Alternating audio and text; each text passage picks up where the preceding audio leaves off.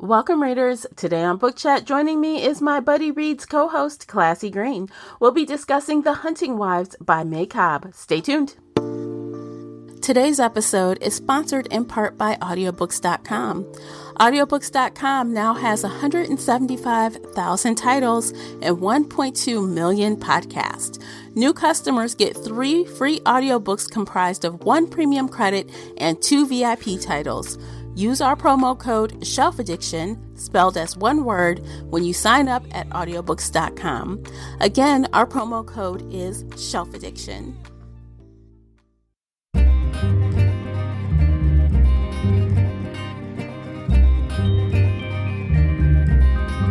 Hey everyone, I am your host, Tamara Ford, and thank you for downloading this month's Buddy Read discussion featured here on the Shelf Addiction podcast.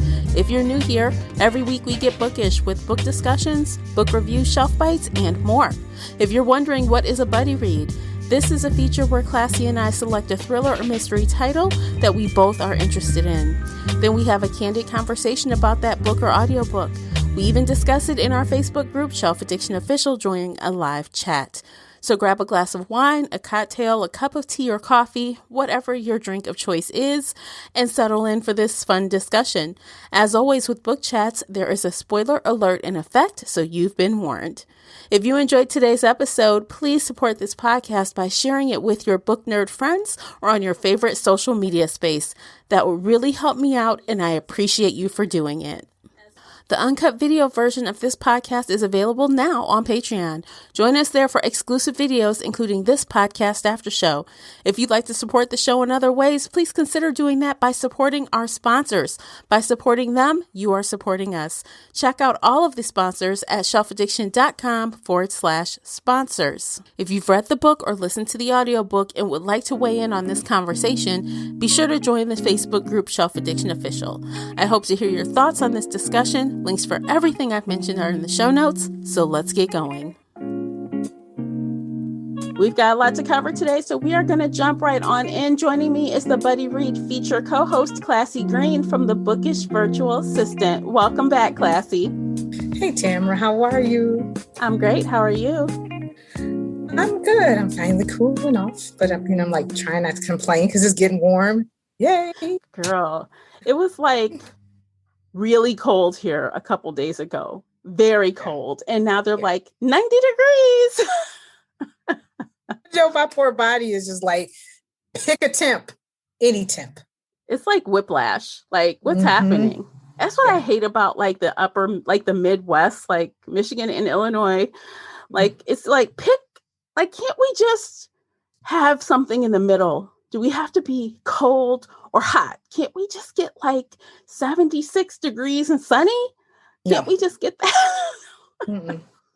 Because last week, I know we got to get this party started, but like last week I was like, no frost alert. I could plant because I'm doing some herbs and whatever. And then a couple days later, I'm like, thank goodness I didn't do it.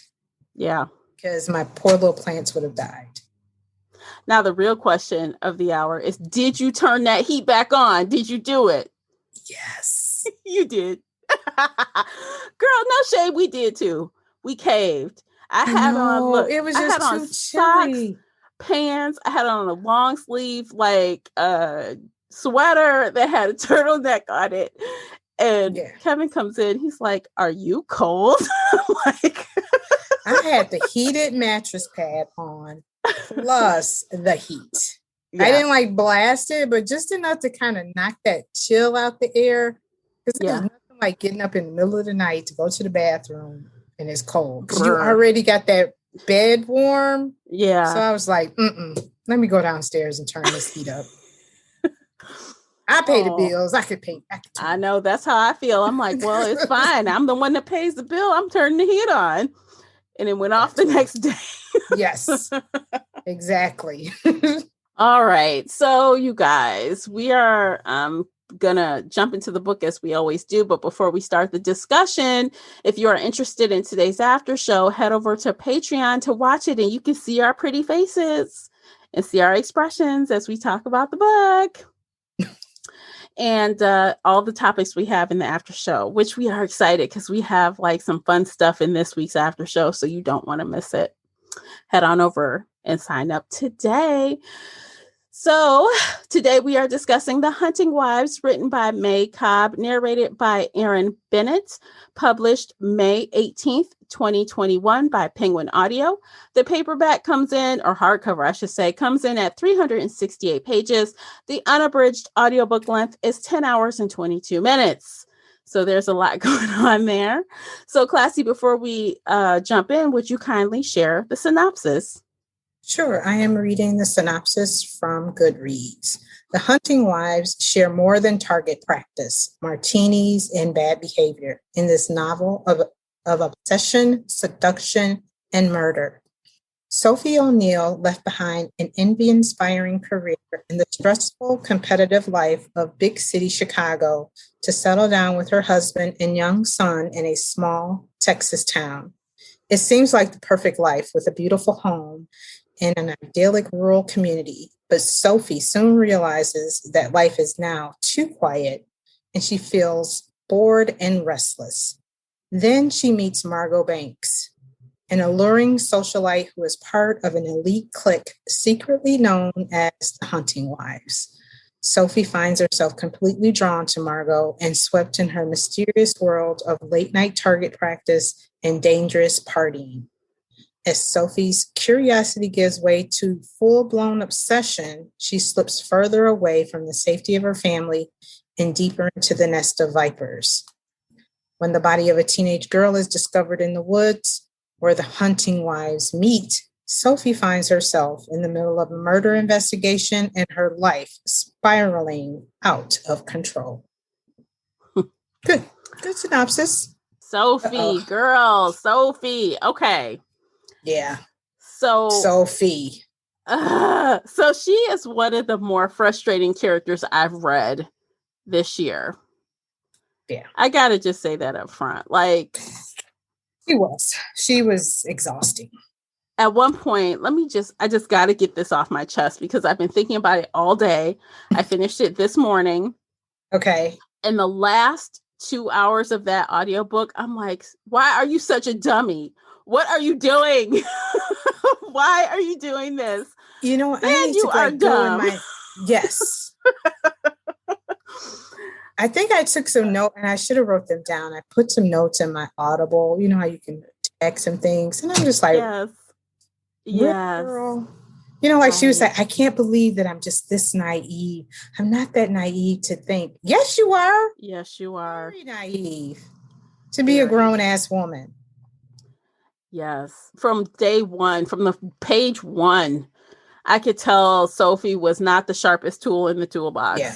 And so let's just talk a little bit about Sophie in general before we get into like the plot of the story. Okay. So Sophie is, in my opinion, very naive. She is sexually confused. She is old as hell, not old as hell, but old enough, married with a child to know what her sexual preferences are. She doesn't. Right. Yeah. She is bored beyond belief to the point where she gets easily taken advantage of because she's so desperate to have exciting life. Yeah. Girl, get a damn hobby. But she supposedly had a hobby, planting, right? That hobby obviously didn't work out for her because and that was the thing. It was like, was that your hobby or was it the damn Instagram? Or was that supposed to be your job? I'm not sure. I don't know. It's crazy. Yeah, it was. Sophie was not my favorite character. And she is the main, she's the protagonist in this book. She's got the narrative and I didn't like anything about her. No. I didn't feel sorry for her. I had no empathy for her. But, now that you mentioned that she was old enough to know what her sexual preference was. So she did mention that she dated a girl. Well, she didn't even date her. She had sex. She had a one night stand with her. Yes. And she kind of was like feeling her, but the more you think about it, it was fascination as well. As the same kind of fascination she had with Margot. I guess. I don't think it was fascination. I think she's bisexual and doesn't want to admit it. Because in that scene where she told, she was talking to her husband Graham, telling him about this story. And she was so fast to say, but I'm not gay. I'm not, You're she right. was like, I'm You're straight. Right. You're right. And she was like, and it was only one time. Yeah. You know what? Sometimes we read these books like, I don't pretend to be a bisexual woman because I'm not. I don't understand that point of view, and I fully comprehend that and accept it. But I've read books, and I know there are books where it's like a trope. It's called like gay for you. It's a trope where they're not gay in general, but they're gay for a specific person or a specific type of person. So that is a trope. And maybe that's what she is. Maybe she's not like bisexual all the time, but for certain types of people, she is. So, okay. I don't know. Later. I know. Because like, isn't that like asexual or not asexual? It's according to what kind of she connects with a certain person. And then it could be male or female and she likes them. I don't know. But the woman had issues. She had mommy issues. She had daddy issues. She had issues.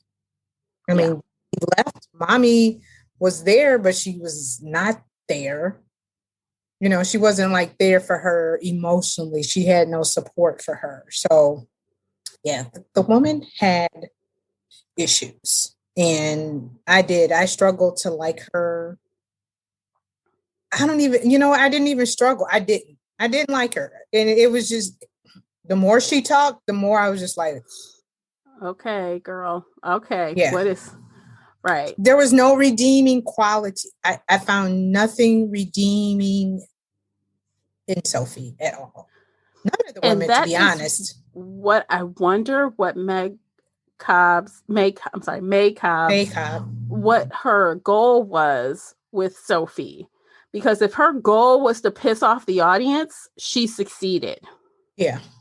If she's supposed to be this frustrating type of person, then she did. Well done, but May. If that wasn't her intent, I do feel like there was a way to make someone that seemed much more mature and emotionally intelligent fall into that trap without being so naive. You know what I mean? Yeah. There was a different mode. Right. You could have gotten that character into that without being that person. Yeah, there's several different avenues she could have taken. And the more I listened to this book, I felt like this author, May Cobb, she wrote this book. You know how most people write a book and then Hollywood comes in and says, hey, we want to do a movie about your book. I felt like she wrote this as a movie, hoping Hollywood would create it, as would grab onto it. It was very cinematic. I didn't find it pleasurable as a book. And we've read enough books where we'll say, I could see this as a movie. I see the characters, but I felt like this book was written flip-flop, like she's like, because everybody, and I'm not sure if not everybody, but some of the critics or the marketing was Big Little Lies, because that is the huge between Big Little Lies and Gone Girl. But I know this was nothing like Gone Girl. But I had that kind of feel to it where I could see them kind of doing the the Big Little Lies tactic with this book. I could see it. I really could. And I said, that's what I felt with this story. And it kind of ticked me off because I felt like she didn't delve into this story, because at one point it was just like blah blah blah blah. There was no plot. I won't say it was like there was a fluff mystery. It was a fluffier really mystery. Was. And by that, like some people were comparing it to Real Housewives, and I really didn't see it all the way, but I did see it in the fact that it's really like a lot going on, but nothing going on at the same time. Yes. A lot of drama. Mm-hmm. The drama was, we're going out to the bar. We're going to go out to the a little dive bar downtown where the riffraff hang out because we're money. We're going to go down to the dive bar with our diamond earrings and our little black dresses and hump the little guy, because that's all they do. guys at the bar, get them all hot and bothered. But don't go all the way, lady. Don't do it. Remember. Oh my But God. we can grind. And I was just like, are you kidding? Now, that was funny to me. I just thought it was funny. Like, it was funny and it was cinematic, but it wasn't, it didn't make for a good book. That's how I felt. I feel like the author was trying to up the stakes at that one bar scene when so there were 5 women, right?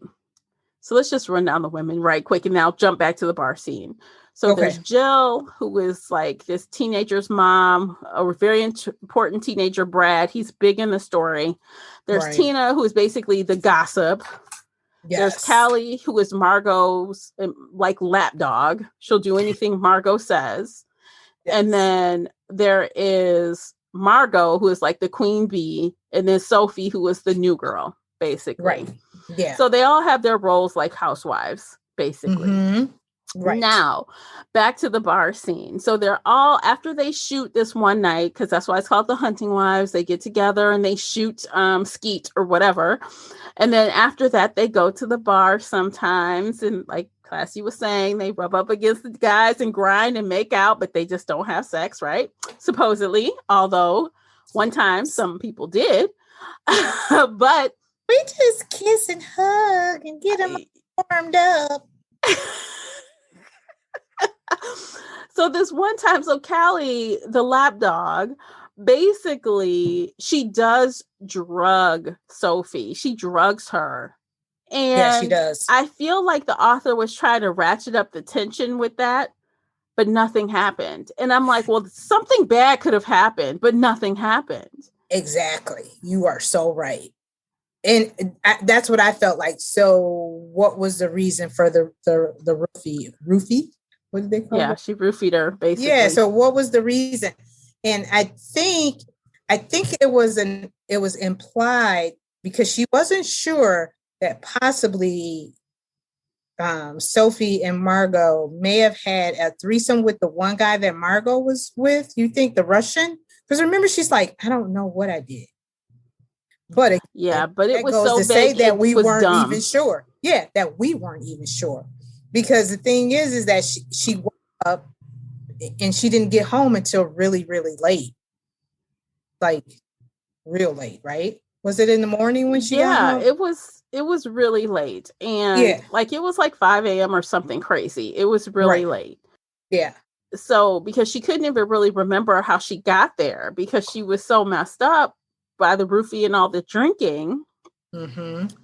Oh, those ladies can drink. Yes, they're all borderline alcoholics if they aren't alcoholics. They binge drink, if nothing else. They binge drink. Yeah. And whenever they're together, glass of wine? Shot? Even when they're not together. Yeah. They're drinking all the time. Yeah. Sophie was drinking all the time. Yeah, she really was. It was sad. Yeah, so I just feel like that was almost a waste of space because why roofie her? For 2 reasons. Okay, so in my opinion, if you're not going to pay that off, then don't do it. And I don't think what was intended for the payoff was a payoff. So later in the book, fast forward, you know, Sophie is in trouble and she figured out that they drugged her, that Callie drugged her. She figures this out. And then she's in trouble and she goes back to kind of confront Margot and Callie, right? After she suspect that they tried to trap, or like, I can't think of the word right now, y'all. You know what I'm saying? They tried to break it. Well, I'm jumping ahead to where Sophie approached Margot and Callie at the lake after she tried to go and confront them for framing her. Thank you, framing. I cannot think of the word. I had a blank. Okay. And she takes a drink from Callie. Callie hands her a drink. She takes the drink. I'm like, why would you take anything from that woman? And she drugged you. And what happens?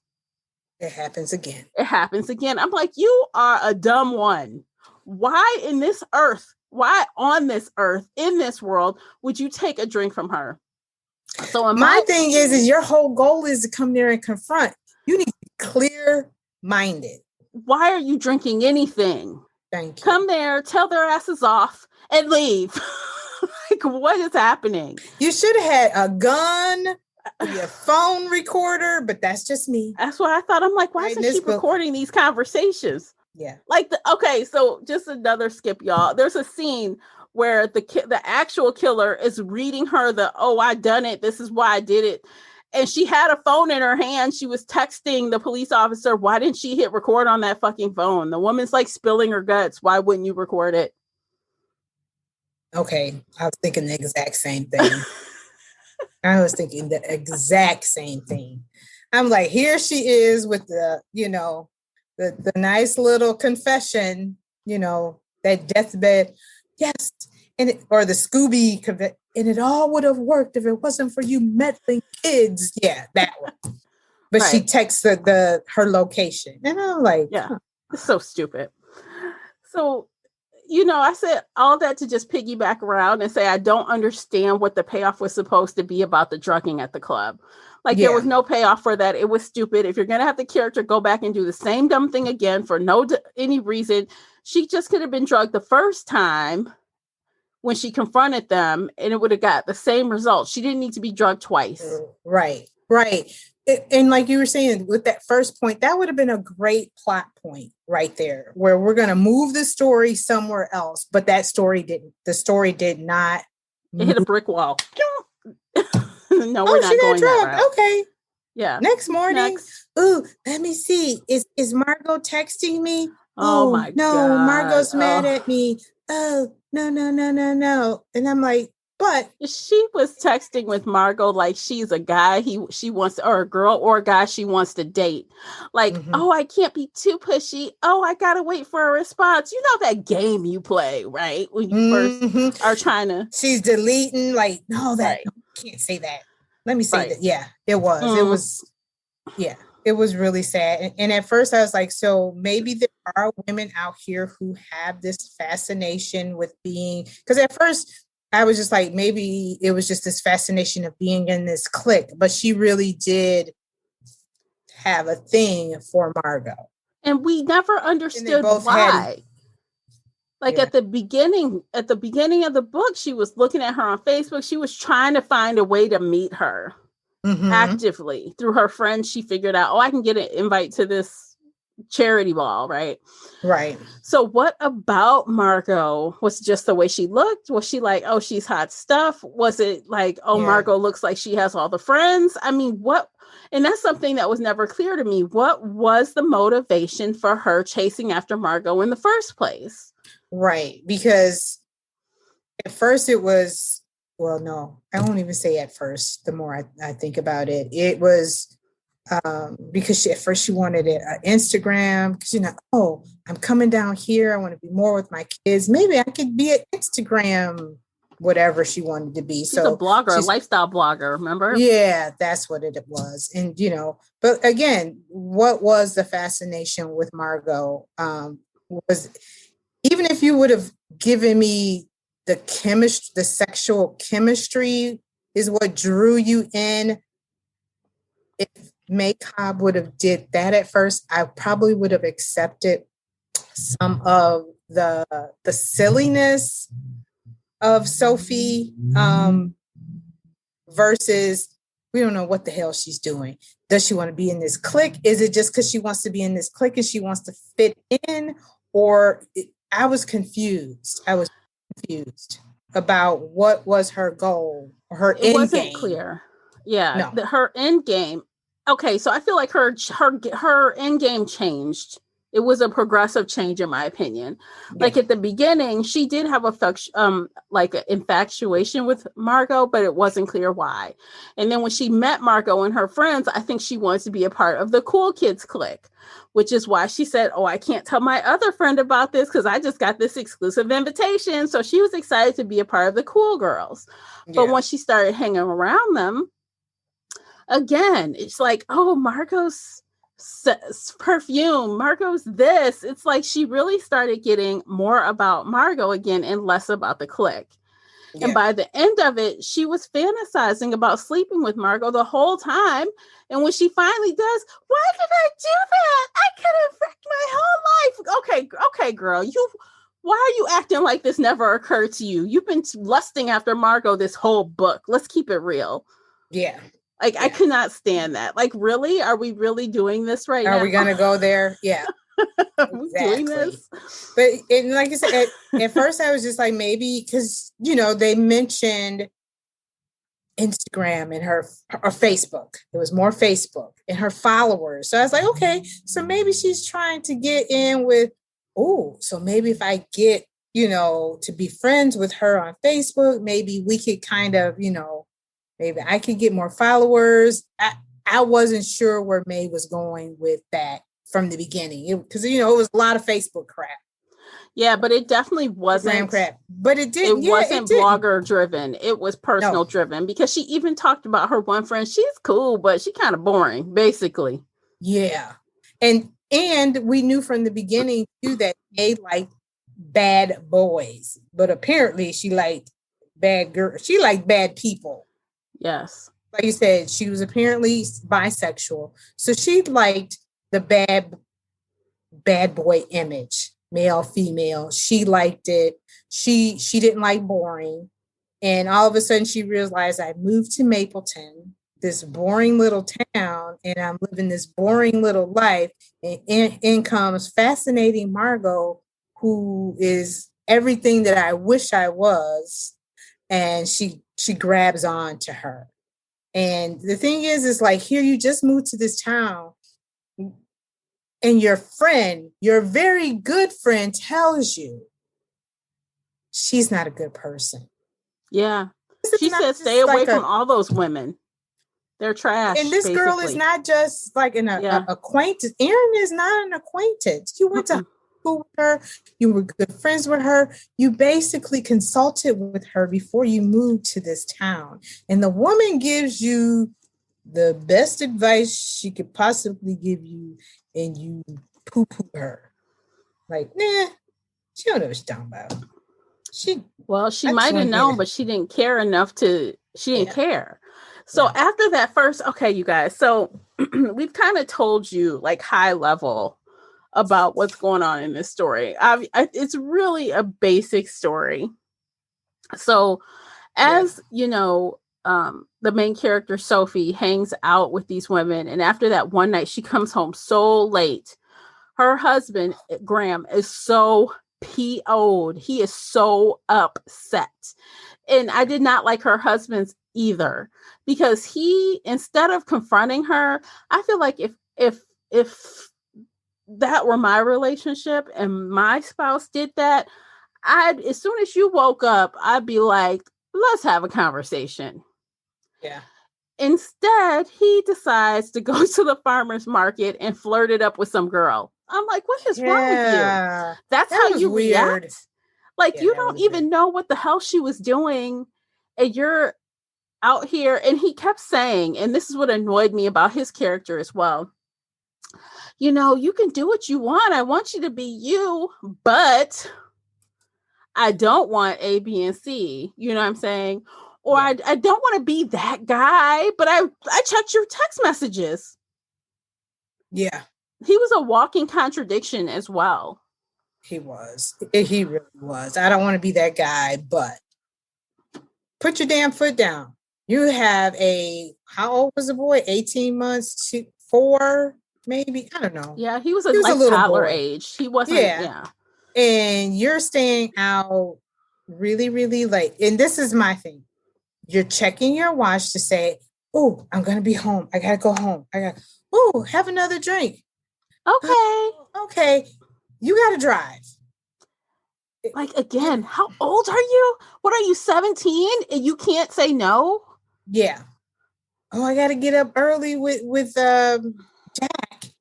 Then quit damn drinking and get your ass in the Highlander. Girl. Okay. So get in the Highlander and get your ass home to your baby and your husband. These women are not that damn important. But the funny thing is, she tells her husband, these women are crazy. They are nuts. And I shouldn't be around them, basically. Oh, honey, I have to go hang out with them again. I have to go give Jill my regrets for A, B, and C. I mean, she is making all the excuses to be around them. And Sophie is like so delusional. It's like, you just sat here, you begged your husband, basically.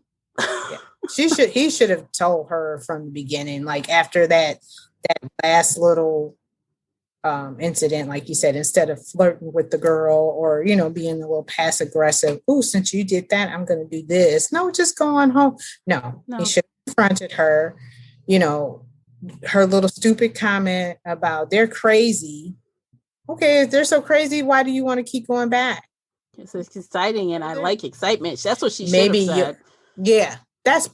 They crazy, but it's fun. That's what she should have said. Because that's exactly what she was thinking. She wants to go out with them again. Well, she wants to go shooting with them again. And he's like, well, honey, just don't stay out all night again. And she's like, I'll be home by midnight. And I'm like, oh, God, here we go. I promise I love you. I would never do it. I was like, as soon as you say that, we know. Writing's on the wall. Those are like the last words of.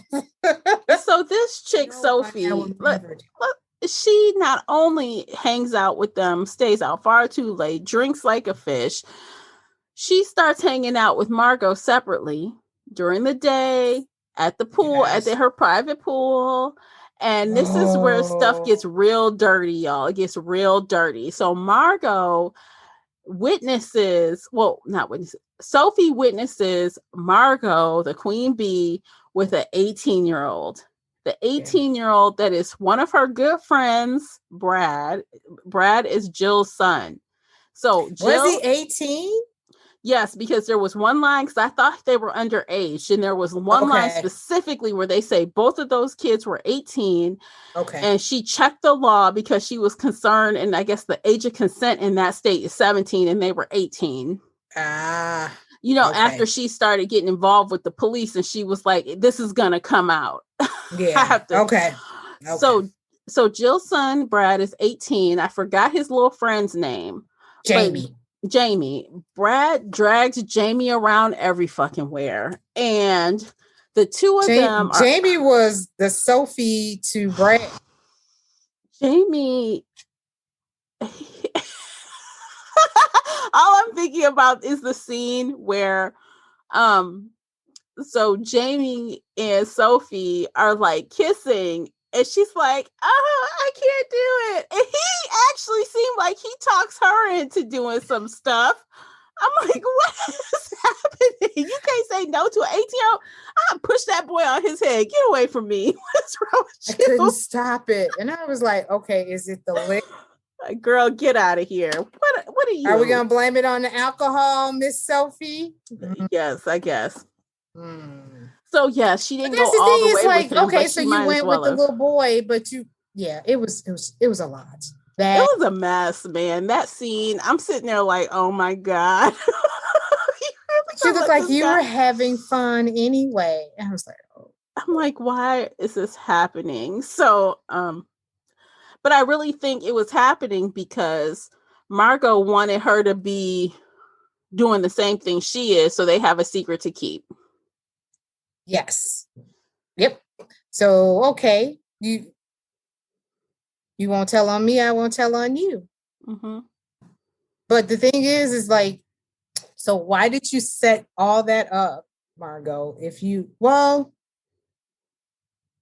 don't know. It was like, did Margot like Sophie as much as Sophie liked her? No. Yeah. Because Margot was all about Margot. And liked Margot. Margot was a free spirit. She was a very free spirit. And she caught on, she knew her sexual. Oh, she was very fluid. She didn't care. Yeah. Yep. She didn't care. Yeah. Um, And she so knew it, and she knew her power of her body, her sexuality. She knew it. okay, guys, you know what? This is a great time to take a break because we still haven't gotten to the dead body in the room. Okay, we haven't even got to the dead body, and we've been talking for 30 minutes. So we're gonna have this break. Check out the sponsors. Visit the Shelf Addiction merch store. You know, it's probably a sale over there. There's always a sale. Always a sale. And when we come back, we're going to move on. We're going to try to move this plot along, and we're going to talk about the body. We're going to talk about the actual mystery part of the book because there's so much other. Okay, anyway, you guys, we'll be right back. Stay with us. Today's episode is sponsored in part by audiobooks.com. Audiobooks.com now has 175,000 titles and 1.2 million podcasts. New customers get 3 free audiobooks comprised of 1 premium credit and 2 VIP titles. Use our promo code SHELFADDICTION, spelled as one word, when you sign up at audiobooks.com. Again, our promo code is SHELFADDICTION. Okay, guys, we're back. We're going to kind of, I guess, shift our conversation so we can actually talk about the mystery part of the book and how this fell in line with all these other events we've already talked about, because it's a mess. It's a hot mess. And, I do give the author credit for making a story that is so convoluted. It's like at first, I want to say it was 60% before the murder happened. Yes. I checked it when I was listening because I'm like, oh, finally, 60%. So 60% of this book was drama. It was like Real Housewives, teenage hot mess drama, and then a murder happens. Yeah. So if her intent was to get you swirled up in all this drama and then catch you with a murder, she was successful. Yeah, you're right. You're right. Because I was wondering too, okay, so when is it going to happen with Miss Abby, which is Brad's girlfriend? Right. We meet Abby. So Abby was 17, though, you guys. We should note Abby is not 18. She is 17. Yes, she is underage, and that's important. You got to remember to say that. Yep. But we meet Abby at Jill's house. There was Jill was having a little get together at her house for a change because it's usually at Margot's. And while there, Brad and Jamie show up with Abby. Margot comes, because they're at the pool. Margot already has her little string bikini on because she is always in a string bikini. And she notices Brad and Abby being a young couple, basically. And she gets pissed off. They were flirting and playing around in the pool, and she wanted the attention. Yes. And I mean, that's what kids do. And all of a sudden she realizes, oh, here's my competition. She decides to flip over braless, basically, because she said her bra with her top, not bra, but her bikini top was on, but she was on her stomach because she's probably tanning, and she flipped over. And Abby saw it. Abby covered Brad's eyes. Jill complained and said, Margot, what are you doing? And Margot blew her off. Like, what's the big deal? Look, let me tell you that scene. My take on that scene, Classy. So she's flipped over, her boobs are hanging out, and gross Brad and Jamie do a double take and rush out the pool because I think Brad sees Jamie staring at Sophie, remember? At Margot. At Margot, excuse me. Mm-hmm. And he gets jealous himself. So he hops on out of the pool. Yep. And then, of course, his girlfriend, Abby, hops out of the pool right behind him because at first she didn't see what Margot was doing. Right. And she tries to cover his eyes, right? Like, ooh. Yeah, but that's after she walks up on both of the boys standing at the dang on lounge chair she's laying in. Yeah. Like, these two creeps are just standing right there looking at you. And all the other women are sitting there like, what is happening? And then Jill comes out, the mother comes out, and at that point, Abby, Brad, and Jamie, they're like, let's go. Let's leave right now. So they leave. They pass the mother on her way out. And she's like, where are you going? You guys just got here. What happened? And she goes out there and she sees Margot without her top. She's like, Margot, like, how dare you? Margot's like, what? I just turned over to get some of my drink. I'm like, what? It's no big deal. Yeah. And this isn't the first time that Jill was upset with Margot for that, because she knew that Margot liked young boys. She just didn't,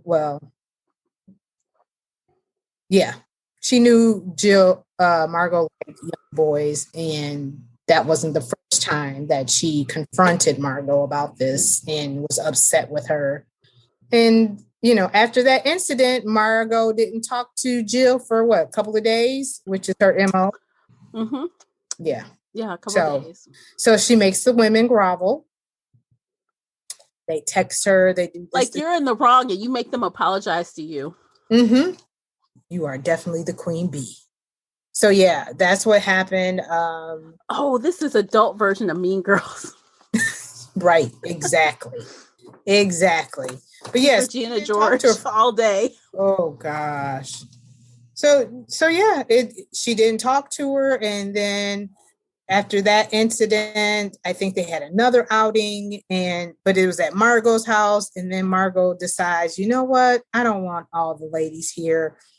I'm just not feeling it. And she told the ladies, I'm not feeling good. She told them, let's call it a night. But so when the ladies leave, she texts Sophie and says, hey, you stay. And, she stays. So now Sophie's excited because she's like, ooh, I get to have Margot to myself. But in the meantime, Sophie is texting Brad. And there's a little conversation going on there about Abby, because, Abby and Brad left was this the same night?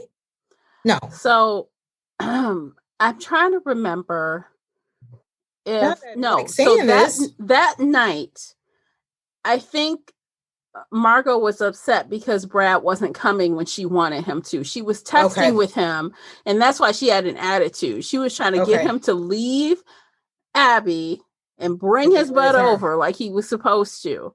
Yeah. He wasn't complying at the quickness that she wanted. Right. Okay. So that's what happened. And because he was trying to get rid of, not trying to get rid of, but come to find out, he and Abby were having a heated conversation because Abby said she was pregnant, right? I'm assuming this is what this happened. And she claimed that is when he told her that he found out that Abby was pregnant. But we later find out he knew Abby was pregnant. Yeah. So he just told Margot that. But I tried to break it off with her. I was trying to break it off with her, but she said she would slit her wrist. So that's his reasoning for why I'm not there yet, because I'm trying to talk this girl off the ledge is basically what he was trying to tell her. They get to the house. In the meantime, Sophie and... That was the spin the bottle thing, right? That's when that happened, when they finally showed up. Yeah, but prior to that, Sophie... and Margot are chit-chatting and drinking wine. Margot goes to the bathroom and Sophie reads the text message. Yeah. Between Brad and Margot, and finds out that she tells Brad to get rid of Abby. And to get over here. Like, she didn't even know that someone else was coming. No. Until she read that. She just thought it was going to be her, and she thought it was going to be her and Margaret. Now, if I were in Sophie's position after the fiasco that happened, I mean, like, after that whole seeing all that stuff and that boy flirting with her the first time around, that would have been my execute. I wouldn't have even said bye. I would have walked out the door and texted her, sorry, had to run. That's what I would have did. I just while she was in the bathroom. Yep. Yes. But instead she waits and sees, like, oh God, I gotta make sure she didn't know I read her messages. Again, her fascination with this woman. And here you are again about to place yourself in a situation with young boys. Granted, they're 18, but they're still young boys. You're a married woman. We're not even going to talk about Margot. We're going to talk about you, Sophie. With the and we should just note at this point in time, it's not midnight yet. This is the second time. This is the time she went out with them after she promised her husband she would be home at midnight or whatever. So at this instance, this shooting party, this time they went hunting, this is when she shot the daddy's gun. Yeah. They all left early. So this is the night of the murder, you guys. This is murder night. Yes, it is. Yeah. So sorry. I just wanted to make sure. Oh, no. Right. It is the murder night. And have this, the spin the bottle. The boys had to kiss each other. The girls had to kiss. Which they were disgusted by the way. Right. Because I don't even think was there ever a female male kissing? I don't think the bottle ever landed on. I think all the girls. It was like girls, boys, but whatever. Yeah. So eventually they're drinking and Sophie passes out.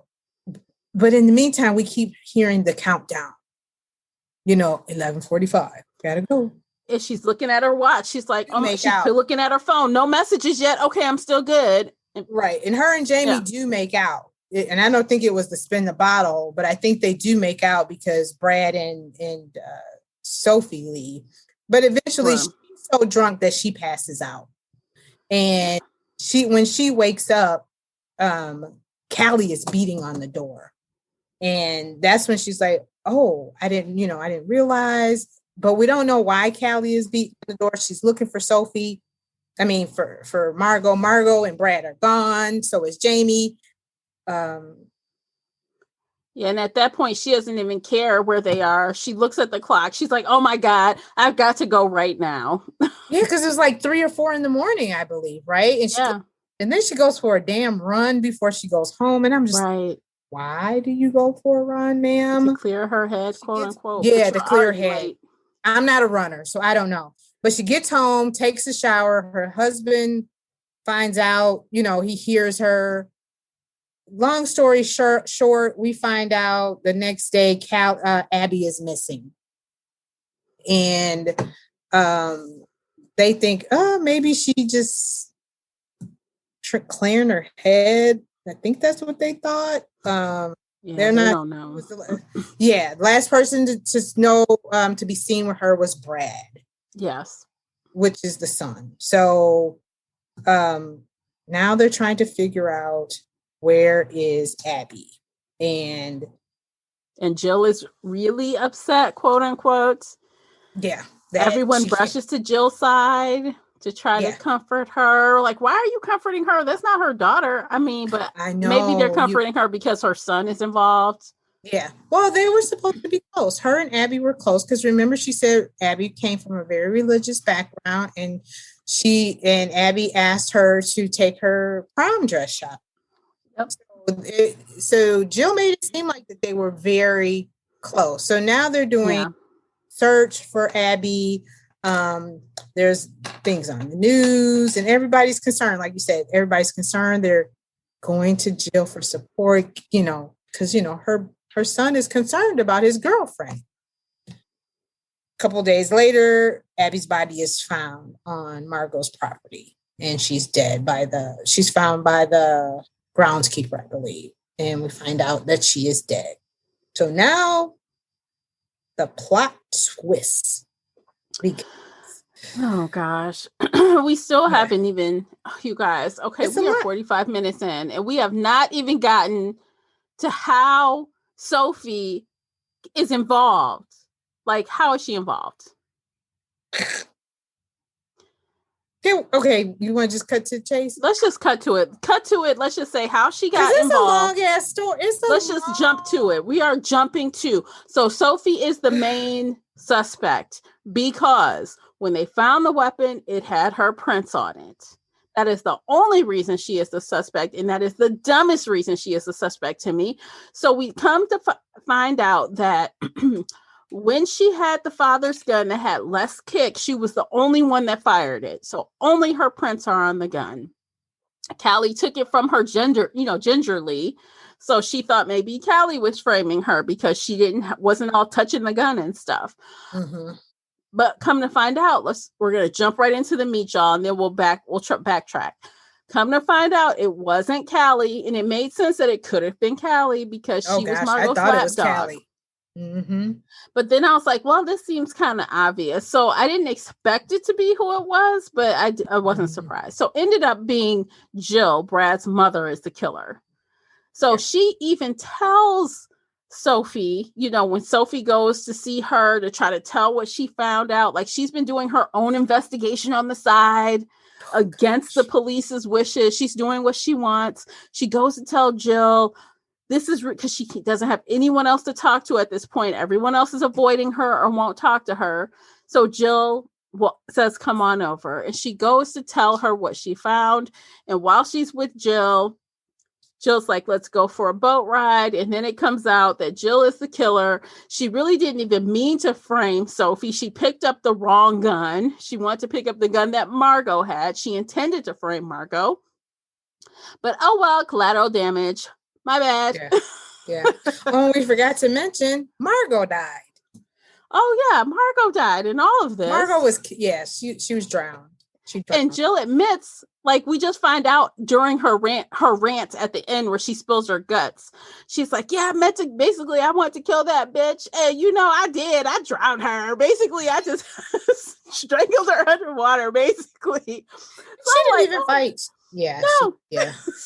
So she killed who she wanted to kill. She killed who she wanted to frame. And now she's about to try to kill Sophie because, my secret now. So. Yeah. And who in their right mind, while we're talking, you want to say, let's go for a boat ride? No. Right. We're going to stay on water, ma'am. And she's thinking this herself. She's like, I don't know. I probably shouldn't. But, I want to. Okay. Again, naive. Just naive. Just. Yeah. I wouldn't even call it naive. You just. I'm dumb. Just dumb. I mean, everything was there. But, I mean, granted, Jill was a wild card in her book. Callie, because even the video, and like you said, we're going to go back. Abby was, come to find out, Abby was pregnant when they found her body. And she had been to an abortion clinic. Sophie went and searched went to the abortion clinic, claimed she was a reporter. On the camera, they see that it's Callie, and they believe it is Margot who took Abby to the abortion clinic to have this abortion because, again, like we said, she was 17. So she couldn't have it without parental consent or an adult present. So that's why Callie and Margot took her. Come to find out, it was Callie and Jill. As her aunt. Margot was posing as her aunt. Yes, their aunt, right. Her Callie drove them with them, basically. Yes. But Margot was the one sitting with the big glasses on, sitting in the chair, and Callie was the one kind of, talking to Abby, saying, hey, we talked about this. But come to find out, it was Callie and Jill, not Callie and Jill. Because with the big glasses and the blonde hair, couldn't tell the difference. So, yeah, it was a long, drawn out, around the bend way to get there. And the police aspect was kind of dumb because, like, I watch a lot of crime shows and I am not a police expert. I am not a crime solving expert. And I'm not going to pretend to be, but I have always heard that you must have a body, a weapon, and a motive. Sophie has no motive for killing Abby. They were going hard on her because they had the prints, but let's try to investigate and figure out what happened. What would her motive be to kill that girl? She barely knew her. She met her one time. Right. And Margot confessed that her and Brad had an affair. Right. So again, this is like why the police were so stupid, why that one detective was an idiot. I'm like, why would you not? And when Abby when Sophie starts getting scared, she just spills all the business for the most part, but she constantly keeps holding back a little bit, which pisses that guy off to no end. That she keeps holding back just a little to make him feel like he can't believe what she's saying. Yeah. But when you have no motive and she's telling you all these other reasons why it's someone else, you're not even going to look at it. Yeah. She solves the crime and puts it in your lap. Yeah. And all he had was prints on a gun. Right. And the gun we all go hunting.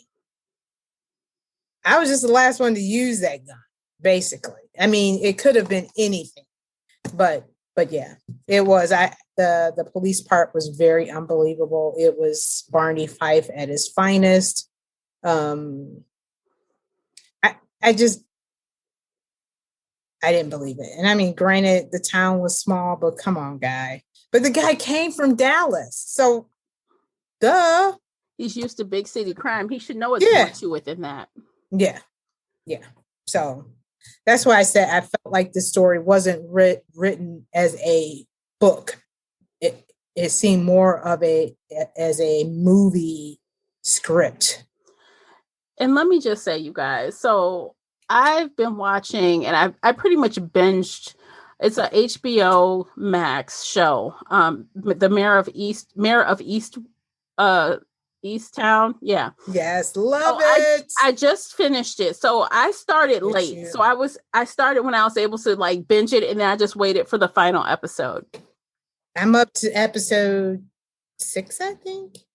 Night. So there's only one more left. It's only 7 episodes.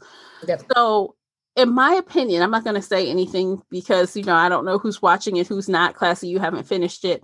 But in my opinion, this was a very smart mystery. It wasn't the most fast-paced thing on earth, but everything that happened had an impact on the final. You'll see when you get to the end, you'll be like, oh my God. Everything that happens has, leads into all the loose strings come in to one ball, and you see the nucleus of what happened. Here, I just felt like there was a lot of floating. It was just everything was in the air, and everybody was, oh, grab this. Yeah, and at the end, you just want it to be, and you want it to come together, not in this way where someone has to tell you everything that they did. Yeah. You know what I mean? Yeah. It's like, and that's what it felt like. Yeah, it was. Yeah, it was heavy-handed in some ways, and then just not very. The plot wasn't tight enough. There was, and there wasn't much left to the imagine. With a mystery, some things you kind of leave out there for us to kind of solve, and it was just so much that there wasn't anything for us to really. To solve it, I guess it was heavy-handed. I'll agree with you. It was very heavy-handed, and the story was just heavy-handed. But I think, like you said, at the 60% mark, where you just laid all that on me, and then you put in a murder. That's fine.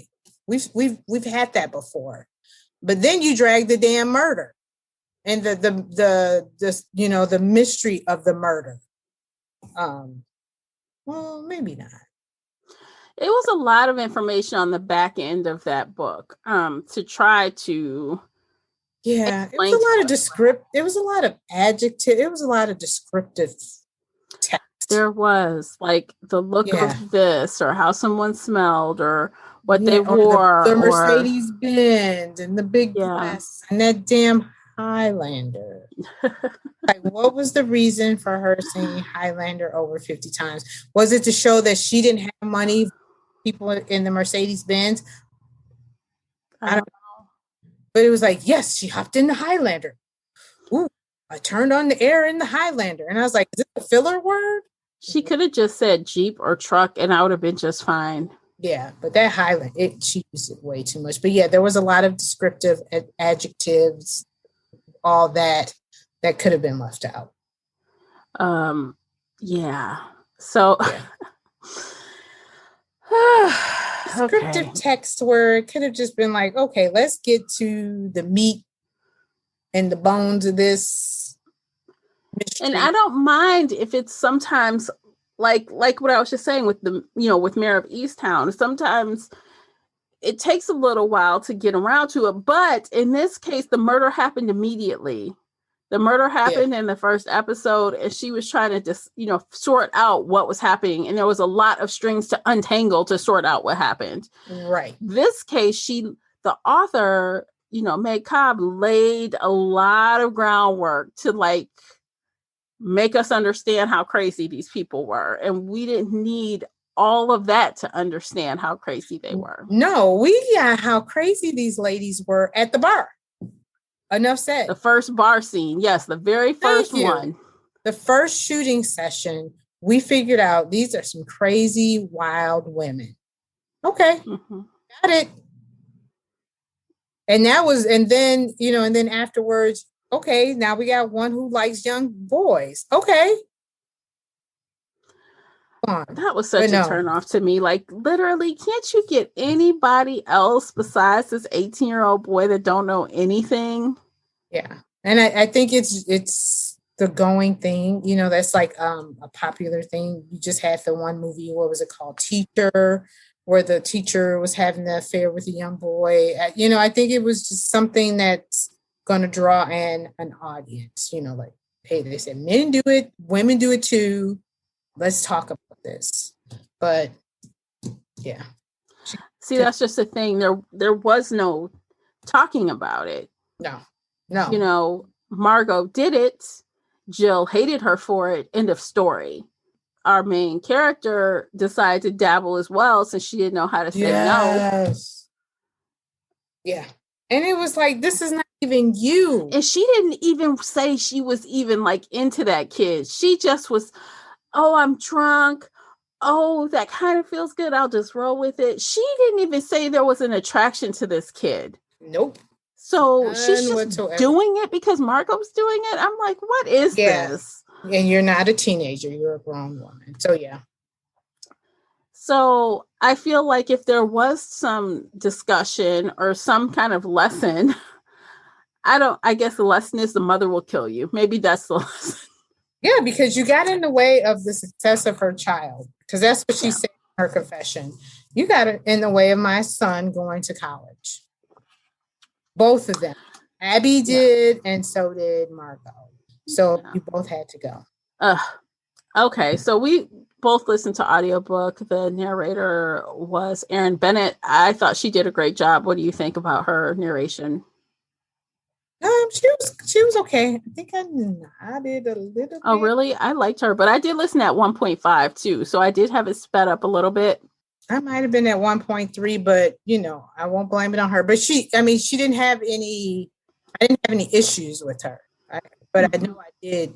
I think at one point, and you know what, it may not have been her. It may have just been the story. Because at one point it just got to be, this isn't important. Nothing was, because there's a certain part in the story where this, I need to be paying attention. And I think the part where I was nodding, it was probably some of that descriptive narrative where it's just like, okay, here we go again. They're drinking. Oh, okay. Yeah. They're shooting. Okay. I was cooking dinner one night and, my attention, usually I can cook dinner and listen with no problems. There was this one part, and I wish I had noted it, but just something kept hanging me up. And I'm like, what happened? Rewind, click back 5 times. And I'm listening again, start chopping. Wait, I still don't quite understand what I just heard. Rewind 5 more, that happened like 3 times on one part. Yeah. And I can't remember. It happened to me too. And I wish I would have known what it was, but I do remember doing that. That makes me wonder if it was the writing style of the author. Like things, it just didn't sound quite right. So when the narrator was reading it, you're like confused, like what just happened kind of thing. Yeah, because you think you missed something. And then once you go back, you're like, no, I did miss it. But what is she trying to tell me? Or what is she trying to convey in this part? But I do remember doing that. And I was like, okay, did I doze? And I did. But yeah. But no, all right, let's rate this thing. You ready to rate it? I'm ready. Girl, we've been talking about this book for an hour. Sorry. No, we're good. We are golden, Okay. but it's time to rate. We're going to put this to bed. We're going to rate Yes, it, please. give our final thoughts, and then we're going to put it to bed. And unfortunately, we did not prepare our next 3 books yet, so we can't tell you what we're reading next at the end of this podcast. But definitely get on to Shelf Addiction Official on Facebook. You will know really quickly what our next 3 books are, so you can get your books from the library or order them or whatever you're going to do and read along with us. So yeah, just that. So let's rate the thing. Classy, would you like to go first? Sure. Don't always go first. The co-host can go first. I can go first if you like. No, I'll go first. I'm just like nice. Right. I'm gonna give it a 2 because I don't recommend this. I'm giving it a 2. All right. I said what I said. You said what you said. Okay. I was kind of bouncing back and forth between a 2 and a 3. We don't do halves because Goodreads doesn't do halves. So I decided to go with a 3 just because of how quickly I was able to get through it. It was fast. I think I read it or listened to it rather in like 2.5 days. Yeah. So it was very fast. And it was entertaining, even though it didn't make a lot of sense. So you're right. I feel like the publicists put their work in. I mean, they really hyped this book up to the max, overhyped, in my opinion. Yeah. But it's not a bad book. There's a lot of flaws. There are a lot of things I don't like about the characters. And maybe the style of writing I didn't like. Like when I did start it on Kindle. And I did not really like at the beginning, like the first 50 pages, I did not like the days, but then once I got far enough into it, it just kind of settled. Didn't matter. It didn't matter, but right on the on front, of Friday, Saturday, Monday, Wednesday, whatever that combination was, I was kind of like, what is this? So I didn't like that at first. Yeah. So I agree with that too, because I felt like, is it going to be important somewhere down the line? And it doesn't really matter. It doesn't. It's just a marker to let you know it's a different day. Yeah. Yeah. Yeah. I'm still gonna. No, stick with your number. I just went with 3 because because 3s are not recommended books to me. If someone says, what book should I read? I don't go to my 3 ratings. No, I don't. I just do 4 or 5s. Yeah. 3 is, if you have a book club that's reading it, sure, read it. And it was a fast-paced book. I got through it quickly. It wasn't, matter of fact, it was a pretty quick read because I wanted to find out, like, okay, who the murder, the teenage girl. And I mean, once I realized the girlfriend came in the story, I realized that. But yeah, it was a quick pace mystery. Yeah, but I'm going to give it a 2. Okay. Not as bad as our last one, but yeah, I hear you. Okay, so we're going to end things there. Don't forget, you can check out the after show on Patreon, because one of the things I'd like to do on this after show today, and we talked about this on text just a little bit, we're about to give some alternative titles for this book. We just go on top of our head, because there are several fun titles that we could use instead of the hunting ones. We're going to talk about that and more stuff over on the after show. So if you're curious about that, head on over to Patreon. It's available now, and you can just find the after show in the time marker. So you don't have to listen to this whole conversation again. You can just hop right into the after show. Right. Yeah, so we are done for today. If you are listening to the sound of my voice right now, I appreciate you for being here for this entire episode. I really do appreciate you for listening, and we will catch you next month. Until then, happy reading. Take care of yourselves. If you enjoyed today's episode and would like to show your support, there are a few things you can do. Head on over to Apple Podcasts and leave a positive 5-star review, or like this episode on your favorite podcast player. It seems so simple, but it really helps me out. You can share this podcast with other book nerd friends or on your favorite social media space.